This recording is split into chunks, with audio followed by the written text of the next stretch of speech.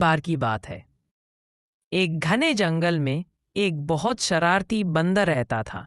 नाम था मोंटू। दिन भर पेड़ से पेड़ कूदता, किसी का फल चुराता, किसी की पूंछ खींचता। जंगल के सारे जानवर उससे परेशान थे। उसी जंगल में एक समझदार तोता रहता था, टोनी। टोनी बहुत समझदार और मजाकिया था।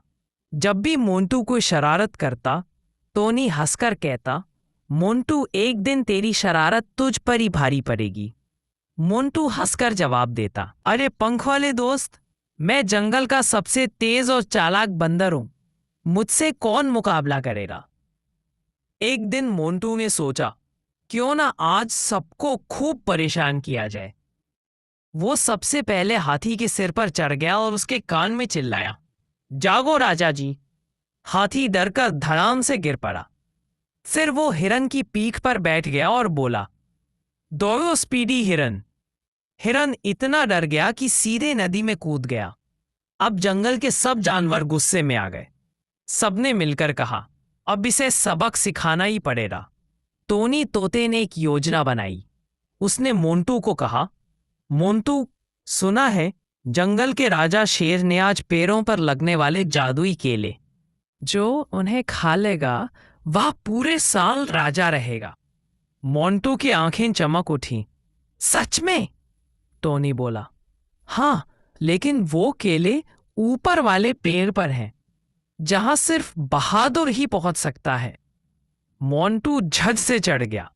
उसने देखा केले तो बहुत चमकदार थे, लेकिन असल में वो कच्चे नींबू थे, जिन्हें पीले रंग से रंगा गया था। मोंटू ने एक झटके में एक नींबू तोड़ा और मुंह में डाल लिया। आह! उसका मुंह इतना सिकुड़ गया कि आवाज ही नहीं निकली। पेड़ों पर बैठे सारे जानवर हंसी से लोटपोट हो गए। हाथी बोला, कैसा लगा हमारा जादुई केला? मोंटू शर्म से सिर झुकाकर बोला, अब समझ आया कि ज्यादा चालाकी हमेशा नुकसान करती है। उस दिन से मोंटू ने अपनी शरारतें कम कर दी और टोनी का अच्छा दोस्त बन गया। टोनी ने भी कहा, चलो भाई, अब तू सही रास्ते पर आ गया, वरना अगली बार नींबू की जगह मिर्च होती। दोनों जोश से हंसे और उड़ते कूदते जंगल में घूमने लगे। नीति, मॉरल, अति चालाकी और शरारत का पल हमेशा खट्टा होता है, कभी कभी नींबू से भी ज्यादा। जादुई पत्थर बहुत समय पहले की बात है। पहाड़ों के पास एक छोटे से गांव में सोना नाम की गरीब लड़की रहती थी। वह रोज जंगल से लकड़ियां इकट्ठी करके बेचती थी ताकि अपनी बीमार मां के लिए दवा खरीद सके। एक दिन जंगल में लकड़ियां काटते काटते उसे एक चमकता हुआ नीला पत्थर मिला। पत्थर में से हल्की रोशनी निकल रही थी। जैसे ही सोना ने उसे उठाया, एक कोमल आवाज आई, सोना, मैं जादुई पत्थर हूं, तू मुझसे एक वरदान मांग सकती है। पर याद रख, अगर तेरे मन में स्वार्थ हुआ तो जादू उल्टा पड़ जाएगा।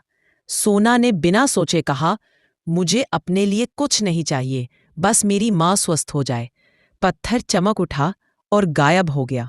जब वह घर पहुंची तो देखा उसकी मां बिस्तर से उठकर मुस्कुरा रही थी। सोना की आंखों में खुशी के आंसू आ गए। अगले दिन गांव के लोग जब यह खबर सुनते हैं तो सब उस जादुई पत्थर की खोज में निकल पड़ते हैं। गांव का लालची व्यापारी भी उसे ढूंढने गया। जैसे ही उसे पत्थर मिला, उसने कहा, ढेर सारा सोना चाहिए। पत्थर तुरंत सोने में बदल गया, लेकिन व्यापारी भी उसी में जम गया और पत्थर बन गया।